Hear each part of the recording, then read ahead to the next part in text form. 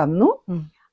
അത് കഴിഞ്ഞിട്ട് അവിടെ ഓൾ ഇന്ത്യ ഇൻസ്റ്റിറ്റ്യൂട്ടിൽ ജോലി ചെയ്യുമ്പോൾ I was very happy, but I always wanted to come here. Even though we make a good money in hospital over there, it's not sufficient. So always I had a lack of money.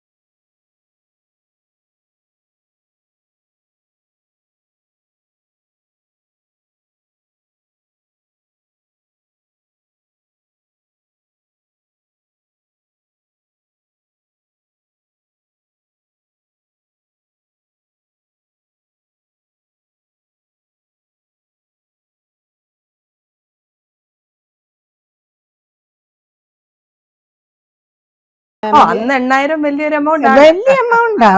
ഞങ്ങൾക്ക് ആ 8,000 ഉണ്ടാക്കാൻ തന്നെ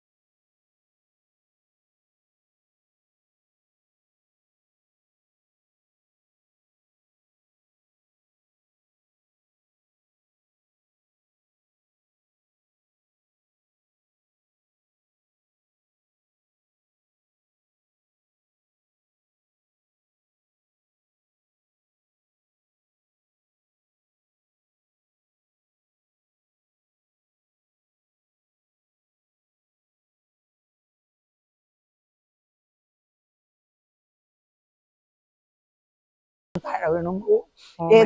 luckily ബോണൊന്നും ഒടിഞ്ഞില്ല. അന്ന് 27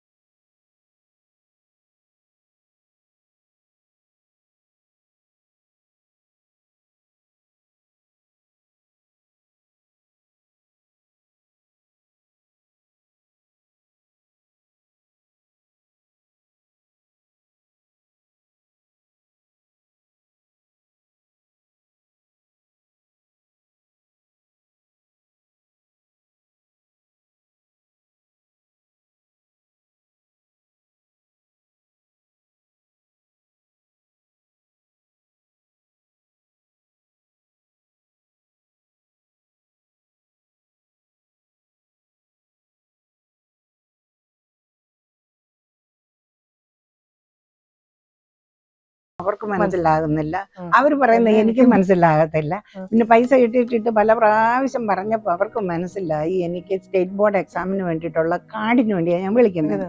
അപ്പോൾ അവർ പറഞ്ഞു Marykutty Abraham എന്ന പേരിൽ ഇവിടെ പേപ്പർ ഒന്നും വന്നിട്ടില്ലെന്ന്. ഞാൻ പറഞ്ഞു ഞാൻ നാട്ടിൽ നിന്നേ അയച്ചതാണെന്ന് പറഞ്ഞു. അപ്പൊ തന്നെ ഞാൻ എൻ്റെ ഹസ്ബൻഡിന് എഴുതി, അന്നെല്ലാം എഴുത്തുകുത്തേ ഉള്ളൂ, ഫോണില്ലല്ലോ, എഴുതി ഇതുപോലൊക്കെ അവർക്ക് കിട്ടിയില്ലെന്ന് പറഞ്ഞു. പുള്ളിക്കാരനെ ഞാൻ പഠിച്ച ലക്നൗ മെഡിക്കൽ കോളേജിൽ പോയി എല്ലാ പേപ്പറും റെഡിയാക്കി, അതായത് പിന്നെ transcript of school of nursing അവർ റിക്വയർ ചെയ്ത എല്ലാ പേപ്പേഴ്സും അയച്ചിട്ട് എന്നോട് പറഞ്ഞെല്ലാം അയച്ചിട്ടുണ്ടെങ്കിൽ എനിക്കും ഒരു കോപ്പി അയച്ചു തന്നു. എന്നിട്ട് ഞാൻ തന്നെ 6 മാസമേ ഉള്ളൂ ഈ കൺട്രി വന്നിട്ട്, ഞാൻ തന്നെ ആ പേപ്പറും കൊണ്ട് ന്യൂയോർക്ക് സിറ്റിക്കകത്ത് പോയി, സിറ്റിയിൽ നിന്ന് ട്രെയിൻ കയറി പിന്നെ അൽബനി ചെന്നു. അതുവരെ ഈ കൺട്രി ഒന്നും ട്രെയിനെ കയറിയിട്ടേ ഇല്ല, എല്ലാം ഫസ്റ്റ് ടൈമാണ് എനിക്ക്. ഫോൺ ചെയ്തതും ഫസ്റ്റ് ടൈമാണ്, പോകുന്നതും ഫസ്റ്റ് ടൈം. എല്ലാത്തിനും എനിക്കങ്ങ് ഭയങ്കര പേടിയായിരുന്നു. എന്നും ഞാൻ കരച്ചിലുമായിരുന്നു. കാരണം I left my husband and my year old child behind. So ഞാൻ എന്നും കരയും, എന്നും എനിക്കങ്ങ് ചെസ്റ്റ് പെയിൻ ആയിരുന്നു. അപ്പം ഞാൻ എൻ്റെ കസിനോട് പറയും എനിക്ക് ഭയങ്കര ചെസ്റ്റ് പെയിൻ ആടി. അവള് ഡോക്ടർ, അവള് പറയും നിന്റെ വിഷമം കൊണ്ടല്ല, അത് നിനക്ക് ഹാർട്ട് അറ്റാക്ക് ഒന്നുമല്ല. എനിവേ അങ്ങനെ ദൈവകൃപയാൽ ഞാൻ അവിടെ ചെന്നിട്ട് അവരെ ഞാൻ പറഞ്ഞു, അവർ പറഞ്ഞു മേരിക്കുട്ടി എബ്രഹാമിൻ്റെ പേപ്പറൊന്നുമില്ല. ഞാൻ പറഞ്ഞു തന്നെ എനിക്ക് കോപ്പി അയച്ചു തന്നിട്ട് എൻ്റെ ഹസ്ബൻഡ് വീണ്ടും അയച്ചിരിക്കുന്നു, നോക്കാൻ പറഞ്ഞു. ഇത് കോപ്പി കൊടുത്തപ്പോൾ അവർ പറഞ്ഞു ശരിയായി ഇവിടെ ഉണ്ട്, ഞങ്ങൾ കാർഡ് അയച്ചേക്കാമെന്ന് പറഞ്ഞു. അത് കഴിഞ്ഞിട്ട് അവർ പിന്നീട് കാർഡ് അയച്ചു.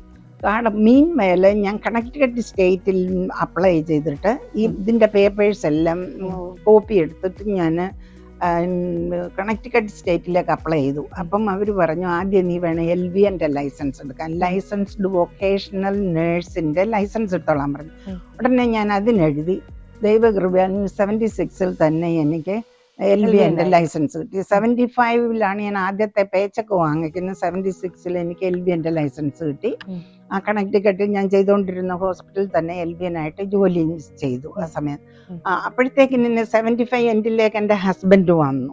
ഹസ്ബൻഡ് വന്നു കഴിഞ്ഞ് പിന്നെ ഒരു കാർ വാങ്ങിച്ചു. പിന്നെ വലിയ പ്രശ്നമില്ല. അതുവരെ ഞാൻ തന്നെ സ്റ്റോറിലൊക്കെ നടന്നു. ഈവൻ മഞ്ഞത്ത്, വലിയ മഞ്ഞത്ത് പ്രോപ്പർ ഷൂസും ഇല്ലാതെ കണ്ട് പാല് വാങ്ങിക്കാൻ പോകും, ഗ്രോസറി വാങ്ങിക്കാൻ പോകും. അങ്ങനെയായിരുന്നു ഞാൻ ചെയ്തോണ്ടിരുന്നത്. ഒരു പ്രാവശ്യം ഗ്രോസറി വാങ്ങിച്ചോണ്ട് വരുമ്പോൾ ഭയങ്കര തണുപ്പ്, എൻ്റെ കാലങ്ങ് പെരുത്തു പോയിട്ട് ഞാൻ ഒരാടെ വീടിന്റെ മുറ്റത്ത് കയറിയിരുന്നു. പോർച്ച് തണുത്തിട്ട് പോർച്ചിൽ കയറിയിരുന്നു. അപ്പോൾ ഒരു ഓൾഡ് ലേഡി ആയിരുന്നു വീട്ടിലുണ്ടായിരുന്നു. അവർ വന്ന് നോക്കി, what's going on here? Who are you? Why are you here? This is the problem, I was walking, I don't have a car. That's why I'm sitting. That's okay, you can sit there as long as you. After a while I went, and sometimes people give me ride and things like that. But once my husband came in 75 and in 2 months he got the license and bought a car. So ever since I didn't have any problem. But until my husband came in this country, I had a lot of problems. But luckily, with God's help, everything went okay, even though I struggled. Okay. See, I was in the apartment, actually, that was a 3-story house. On the top of that, there were 2 bedrooms and 1 kitchen. അപ്പം എലിവേറ്ററില്ല, stairs കാരണം. അന്ന് ഞങ്ങല്ലേ, കുഴപ്പമില്ല, അതുകൊണ്ട് ഒരു പ്രശ്നമില്ലായിരുന്നു. പക്ഷെ എന്നരികില് ആ ബെഡ്റൂമില് ഒരു bedroom ഞാനും മറ്റേ ബെഡ്റൂമിൽ ഒരു ഇംഗ്ലീഷുകാരിയായിരുന്നു. അവിടെ പേര് റീട്ട.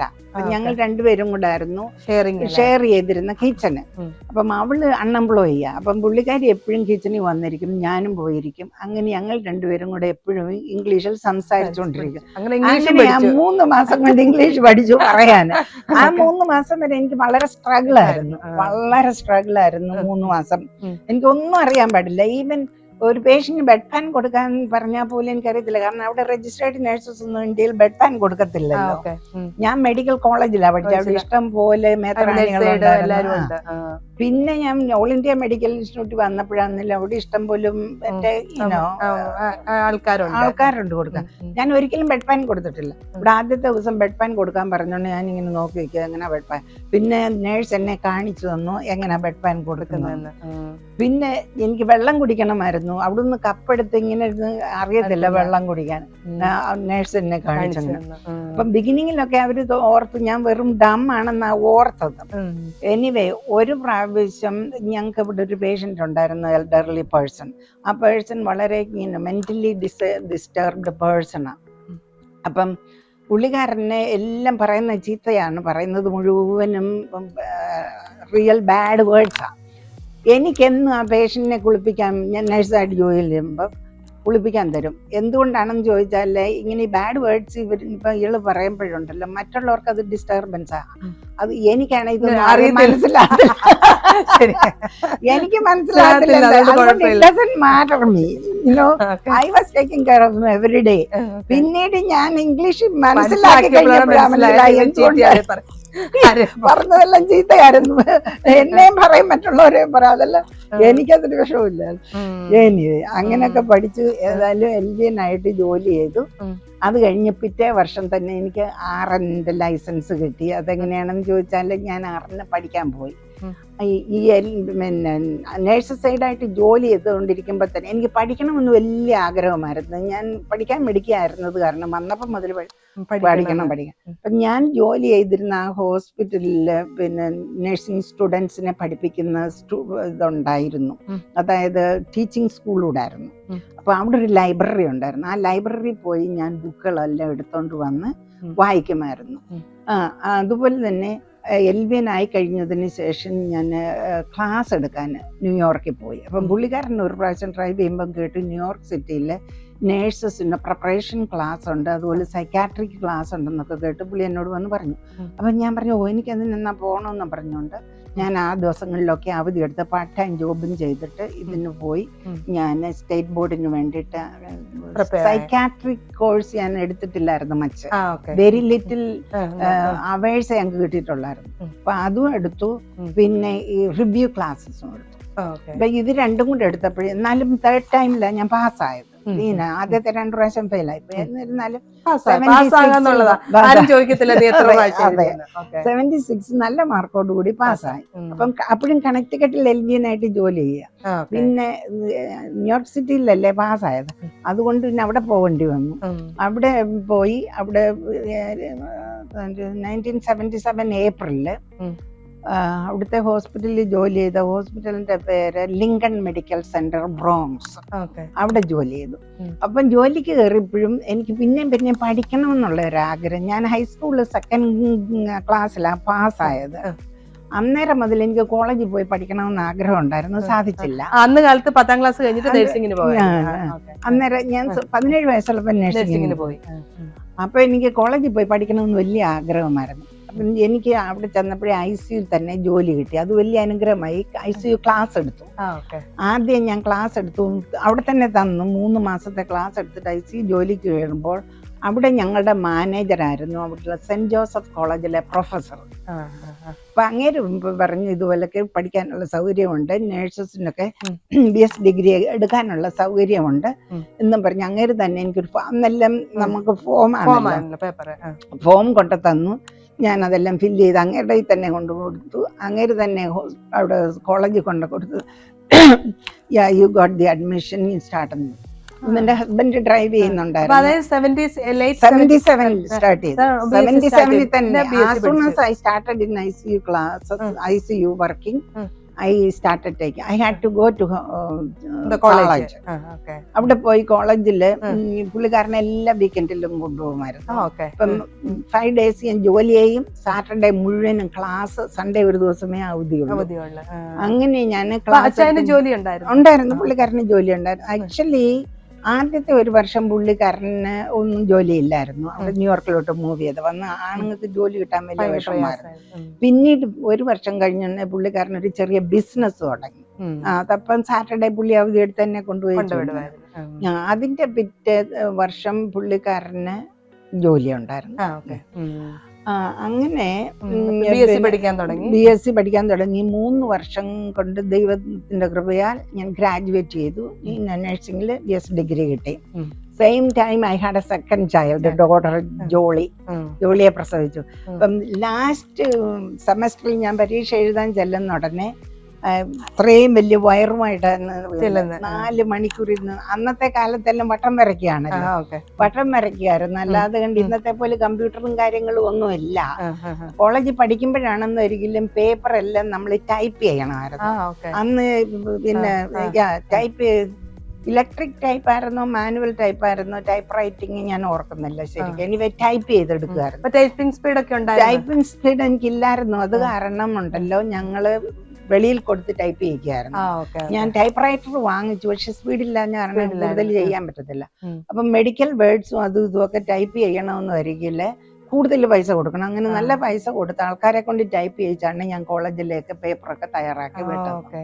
യാ, അങ്ങനെ ICU ജോലി ചെയ്തതും എനിക്ക് വളരെ സന്തോഷമായിരുന്നു. ആ സമയത്ത് തൊട്ട് മുന്നിൽ ദൈവകൃപയാൽ ഒരു അപ്പാർട്ട്മെന്റ് കിട്ടി. ഒരു 35 സ്റ്റോറി അപ്പാർട്ട്മെന്റ്, പുതിയ അപ്പാർട്ട്മെന്റ് അവർ പണിതാണ്. അതില് 3rd ഫ്ലോറിൽ ഞങ്ങൾക്ക് കിട്ടി. എന്നാലും എനിക്ക് പേടിയായിരുന്നു റോഡ് ക്രോസ് ചെയ്യാൻ. ആ സമയത്തൊക്കെ ഭയങ്കര പേടിയായിരുന്നു റോഡ് ക്രോസ് ചെയ്യാൻ, തണുപ്പത്തും ഒക്കെ. ICUയിൽ എത്ര നാൾ ജോലി ചെയ്തു? ICU 3 വർഷം. ആ 3 വർഷം ജോലി ചെയ്ത സമയത്താണ് കോളേജിലും പോയിക്കൊണ്ടിരുന്നത്. രണ്ടും കൂടെ സൈമിൾട്ടേനിയസ്ലി പോയി. സെയിം ടൈം കുഞ്ഞും പ്രഗ്നന്റ് ആയി പ്രസവിക്കുകയും ചെയ്തു. എല്ലാം ഒരുമിച്ച് നടന്നു. ഫെബ്രുവരിയിൽ എന്റെ ഗ്രാജുവേഷൻ ആയിരുന്നു. ഗ്രാജുവേഷന് പോകുമ്പോൾ 5 ദിവസമേ ആയുള്ളൂ കുഞ്ഞിനെ പ്രസവിച്ചിട്ട്. റിഹേഴ്സലിന് പോകാനത്തില്ല, റിഹേഴ്സലിന് പോകാതെ തന്നെയാണ് ഗ്രാജുവേഷൻ സെറമണിക്ക് പോകും. രണ്ടാമത്തെ കുട്ടി ഉണ്ടായി കഴിഞ്ഞിട്ട് ഞാൻ ജോലിക്ക് പോയില്ല. ഞങ്ങൾ ഇങ്ങോട്ട് മൂവ് ചെയ്തു, ടെക്സസിലോട്ട് മൂവ് ചെയ്തു. എനിക്കൊരു വീട് വാങ്ങിക്കണമെന്ന് വലിയ ആഗ്രഹമായിരുന്നു. അത് കാരണം ഞാനും എൻ്റെ ഹസ്ബൻഡ് എബ്രഹാമും ഞങ്ങളുടെ അപ്പോഴത്തേക്കും മൂത്ത കുട്ടിയെ ചെന്ന് കൊണ്ടുവന്നായിരുന്നു നാട്ടിൽ നിന്ന്. നാട്ടിൽ 3 വർഷം 4 വർഷം ഉണ്ടായിരുന്നു. അത് കഴിഞ്ഞിട്ട് കുഞ്ഞിനെ കൊണ്ടുവന്നു. അത് കഴിഞ്ഞിട്ട് ഞങ്ങള് 4 പേരും കൂടി ഇങ്ങോട്ട് മൂവ് ചെയ്തു. ഇവിടെ വന്ന് ടെക്സസിലോട്ട് മൂവ് ചെയ്യാൻ എന്താ കാരണം? ഇവിടെ ചൂട്, തണുപ്പിൽ ഒന്ന് തണുപ്പ്, that was one of the reasons, one of the 2 reasons. പിന്നെ ഒരു റീസൺ എനിക്കൊരു വീട് വാങ്ങിക്കണം. അവിടെ ഭയങ്കര വിലയാ. അവിടെ ഭയങ്കര വിലയാ. തന്നെയല്ല, എനിക്ക് ടെക്സസിൽ വന്നപ്പോ നല്ല ബ്രോഡായിട്ടും വൈഡായിട്ടും അവിടെ അങ്ങ് കൺജസ്റ്റഡ് ആണ്. ഞങ്ങള് ബ്രോങ്സിൽ താമസിച്ചൊക്കെ ഒത്തിരി കൺജസ്റ്റഡ്, ഒത്തിരി ഓൾഡ് സിറ്റിയാ. I didn't like that city. I wanted this kind of quiet environment. അതുകൊണ്ട് ഇങ്ങോട്ട് മൂവ് ചെയ്തു. എനിവേ ഇവിടെ വന്ന് 1 മാസം കഴിഞ്ഞ ഉടനെ എനിക്ക് ജോലി കിട്ടി. പക്ഷെ ഒരിക്കലും എന്റെ ലൈസൻസ് ഇങ്ങോട്ട് ട്രാൻസ്ഫർ ചെയ്ത്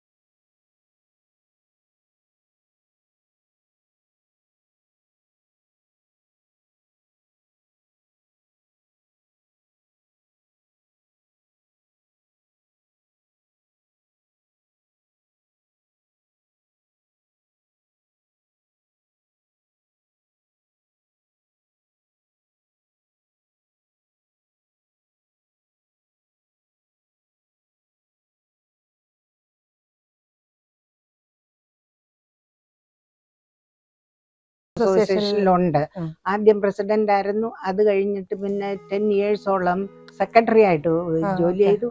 അത് കഴിഞ്ഞിട്ട് മെമ്പർഷിപ്പ് ചെയറായിട്ട്, പിന്നീട് ബോർഡ് മെമ്പറായിട്ട്, ഇങ്ങനെ 2022 വരെയും ഞാൻ ആക്റ്റീവായിരുന്നു.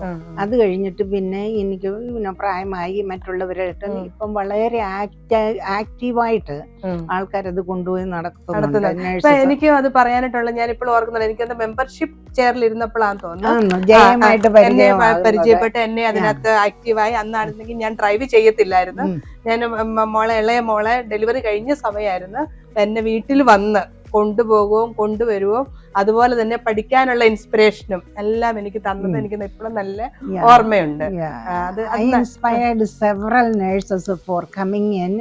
മെമ്പർഷിപ്പ് എടുക്കാനും പാർട്ടിസിപ്പേറ്റ് ചെയ്യാനും അവരുടെ എക്സ്പെർട്ടീസ് ഇതിനകത്ത് പ്രയോജനപ്പെടുവാനും ഒക്കെയും ഞാൻ വളരെയധികം പ്രയത്നിച്ചു. അതുപോലെ വളരെ ആക്റ്റീവായിട്ടാണ് ഞാൻ ആദ്യത്തെ വർഷങ്ങളിലെല്ലാം സെക്രട്ടറി ആയിട്ടിരുന്നപ്പോഴും എല്ലാം ഇതിന്റെ പ്രോഗ്രസിന് വേണ്ടിയിട്ട് ഒത്തിരി പ്രയത്നിച്ചു. അതുകൊണ്ടാണല്ലോ ഇപ്പൊ അത് നന്നായിട്ട് നല്ല ഒത്തിരി മെമ്പേഴ്സ് ഉണ്ട്. ഇപ്പോഴും ഞാനും ആക്റ്റീവ് മെമ്പറാണ് ഇപ്പോഴും തന്നെ. പിന്നെ അതൊക്കെ വളരെ നല്ല കാര്യമാണ്. അത് കഴിഞ്ഞിട്ട് ഇപ്പം റിട്ടയർ ആയിട്ട് എത്ര നാളായി? റിട്ടയർഡ് ആയിട്ട് ഇപ്പം 10 വർഷമായി. അപ്പൊ ഈ 10 വർഷത്തില് 2 മോളുമാരാണോ? 2 പെൺമക്കളാണ്. മൂത്ത മോള് ഒപ്റ്റോമെട്രിസ്റ്റ്, അവള് കല്യാണം കഴിച്ചു. 3 kids ഉണ്ട്. മൂത്ത മോന്റെ കല്യാണമാണ് അടുത്ത മാസത്തിൽ, ഈ മാസത്തിൽ 19th. മൂത്ത മോന്റെ കല്യാണം എന്ന് പറഞ്ഞത് കൊച്ചുമോന്റെ അവിടെ മോന്റെ ജോയ്സ് എബ്രഹാം, ഡോക്ടർ ജോയ്സ് എബ്രഹാം. അവരുടെ മൂത്ത മോന്റെ കല്യാണമാണ് അടുത്ത വെള്ളിയാഴ്ചയാണ് 19th. പിന്നെ അവരിവിടെ അടുത്ത താമസിക്കുന്ന ലൂയിസ്വില്ല്. രണ്ടാമത്തെ മോള് അയർലൻഡിലാണ് താമസിക്കുന്നത്. Her husband is Irishman. She has one daughter. They both are working there. They are coming for the marriage, for the wedding attend. പിന്നെ ഒരു മോനാണുള്ളത്, ജെയിംസ് എബ്രഹാം. അവൻ ഫ്രിസ്കോയിൽ താമസിക്കുന്നു. അവന് 2 പെൺമക്കള്. Working in central government job. പിന്നെ ആരെങ്കിലും എന്താ പറയുന്ന നേഴ്സ് ആയിരുന്നു? ആ പാത ആരെങ്കിലും പിന്തുടരും? മെഡിക്കൽ ഫീൽഡ് ഡോക്ടർ ഉണ്ട്. ഇനി ഫാമിലിയിൽ ഏതെങ്കിലും നേഴ്സസ് ഉണ്ടോ? നേഴ്സസ് ഇല്ല. എന്റെ മക്കള് ആരും നേഴ്സസ് ഇല്ല. കൊച്ചുമക്കള് ഇപ്പം എന്റെ ഒരു കൊച്ചുമോള്, മൂത്ത മോള് നഴ്സിംഗിന് പഠിച്ചു. ഡോക്ടറുടെ മോള് നഴ്സിംഗ് പഠിച്ചു. വെല്ലുമ്മച്ചിയുടെ കിട്ടിയതായിരിക്കും. അവള് പാർക്ക്ലാൻഡിലും പോകുന്നുണ്ട് പ്രാക്ടീസിന്. അന്നേരം ഞാൻ പറഞ്ഞു your grand ma'am worked over there പറയാറുണ്ട്. അത് വളരെ നല്ല കാര്യമാണ്. പിന്നെ അതുപോലെ തന്നെ ഇപ്പോൾ എന്തെങ്കിലും പ്രത്യേകിച്ച് കാര്യങ്ങൾ എന്തെങ്കിലും ചെയ്യാറുണ്ട്? 10 വർഷം റിട്ടയർഡ് ആയി കഴിഞ്ഞ് കോവിഡ് വന്ന സമയത്ത് കോളേജുകൾ എല്ലാം ഓൺലൈനിൽ കൂടെ ആക്കിയല്ലോ.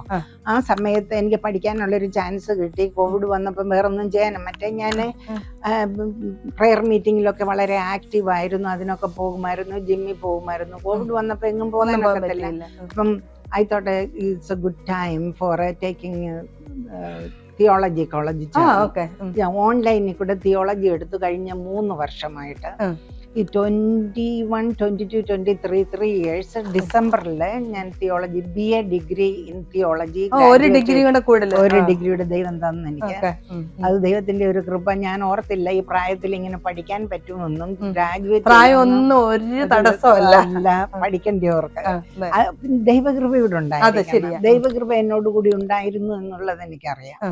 അത് കാരണം ഗ്രാജുവേറ്റ് ചെയ്തു. ഇനി ഇപ്പൊ ഞാൻ ചെയ്യുന്ന എന്താണെന്ന് ചോദിച്ചാൽ ഒരു ബുക്ക് എഴുതുക. അതെ, the history of Kerala Christianity. ഞാൻ പകുതിയോളം ഞാൻ എഴുതി കഴിഞ്ഞ് ഞാൻ ഇത് പ്രിന്റ് ചെയ്യാൻ കൊടുക്കുന്നുണ്ട്, പബ്ലിഷ് ചെയ്യുന്നുണ്ട്. ദൈവം അനുവദിച്ചാല് എനിക്ക് ടീച്ചിങ്ങിന് വലിയ താല്പര്യമാണ്. ഇപ്പൊ ഞങ്ങളുടെ ചർച്ചിൽ തന്നെ ടീച്ചിങ് ഒരു ബൈബിൾ ക്ലാസ് എടുക്കണമെന്നാണ് ഞാൻ ആഗ്രഹിക്കുന്നത്. അതുപോലെ യൂട്യൂബ് വഴിയും ടീച്ച് ചെയ്യണമെന്ന് ഞാൻ ആഗ്രഹിക്കുന്നു. ദൈവം എന്റെ ആഗ്രഹം നടത്തി തരുമെന്ന് ഞാൻ വിചാരിക്കുന്നു. എന്റെ ഹസ്ബൻഡ് എബ്രഹാം വളരെ സപ്പോർട്ടീവ് ആണ് അതില്, എല്ലാ കാര്യങ്ങളിലും ഹെൽപ്പ് ചെയ്യും. എന്റെ മക്കളും കൊച്ചുമക്കളും ഹെൽപ്ഫുൾ ആണ്. അവരൊക്കെ ഹെൽപ്പ് ചെയ്യും. എൻ്റെ മോൻ ജിമ്മിയും ജെയിംസ് എബ്രഹാമും അതുപോലെ മോള് ജോയ്സ് എബ്രഹാമും അവിടെ മക്കളും ഹസ്ബൻഡും ഒക്കെ ഹെൽപ്പ് ചെയ്യും. ഇത്ര ആക്റ്റീവ് ആയിട്ടുള്ള ഒരു അമ്മയെ ഒരു വല്യമ്മയെ കിട്ടിക്കഴിയുമ്പോ പിന്നെ എങ്ങനെ അവർ ഹെൽപ്പ് ചെയ്യാതിരിക്കും? കാരണം നമ്മളെല്ലാവരും ഇതാണ് ആഗ്രഹിക്കുന്നത്, നമ്മുടെ പേരൻസിൽ നിന്നും ഗ്രാൻഡ് പേരൻസിൽ നിന്നും എന്നും സന്തോഷത്തോടെ ആരോഗ്യത്തോടെ ആക്റ്റീവായിട്ടിരിക്കണം. അപ്പൊ പിന്നെ ഞങ്ങൾക്ക് നിങ്ങളെ പറ്റി ഓർത്ത് വറി ചെയ്യേണ്ട ആവശ്യമില്ലല്ലോ. അതാണ് ഞങ്ങളുടെ സന്തോഷം. എന്നും ആരോഗ്യത്തോടെ സന്തോഷത്തോടെ അങ്ങനെ എന്നും സർവേശ്വരൻ കാത്തുരക്ഷിക്കട്ടെ.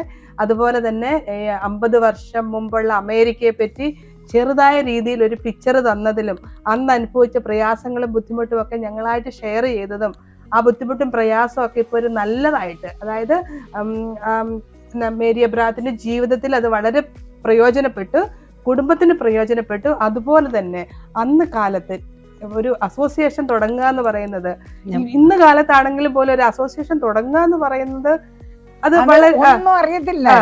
I did not know anything about it. But God helped me to start that. Rosamma ഞങ്ങൾ രണ്ടുപേരും കൂടെ സ്റ്റാർട്ട് ചെയ്ത, റോസമ്മ ജോർജും പിന്നെ ട്രിസാമ്മ സെബാസ്റ്റ്യൻ ഹെൽപ്പ് ചെയ്തു. ആരെല്ലാം ഹെൽപ്പ് ഉണ്ടെങ്കിൽ തന്നെയും അത് അത്രയും കറേജ് എടുത്ത് ആദ്യത്തെ പ്രസിഡന്റ് ആയിട്ട് എല്ലാം ചെയ്ത് അത് ആ അസോസിയേഷൻ ഇപ്പോഴും നന്നായിട്ട് ഫങ്ഷൻ ചെയ്യുന്നുണ്ട്. അതിലൊരു മെമ്പർ ആയതിൽ ഞാനും അഭിമാനിക്കുന്നു. എനിവേ, ഈ സമയം ഞങ്ങൾക്ക് വേണ്ടി ഷെയർ ചെയ്ത് ഈ കഥകളെല്ലാം പറഞ്ഞതിന് ഒത്തിരി നന്ദി. ദൈവം കൂടുതലായിട്ട് അനുഗ്രഹിക്കട്ടെ, ആയുസ്സോടും ആരോഗ്യത്തോടെയും കാക്കട്ടെ. പിന്നെ ഈ ചാനല് ഈ കാണുന്ന എല്ലാവർക്കും ഒത്തിരി നന്ദി. ഈ വീഡിയോ ഇഷ്ടപ്പെട്ടെങ്കിൽ, പ്രയോജനപ്പെട്ടെങ്കിൽ നിങ്ങൾ സബ്സ്ക്രൈബ് ചെയ്യുക, ഷെയർ ചെയ്യുക, കമൻറ്റ് ചെയ്യുക. അഥവാ പഴയ കാലത്തെ അമേരിക്കയെ പറ്റി എന്തെങ്കിലും ക്വസ്റ്റ്യൻസ് ഉണ്ടെങ്കിൽ, ഇതിൽ കൂടുതലായിട്ട് അറിയണമെങ്കിൽ ക്വസ്റ്റ്യൻ ചോദിക്കുക, ഉത്തരം പറയുന്നതായിരിക്കും. Okay, thank you very much. Thank you Jaya. Thank you Reji.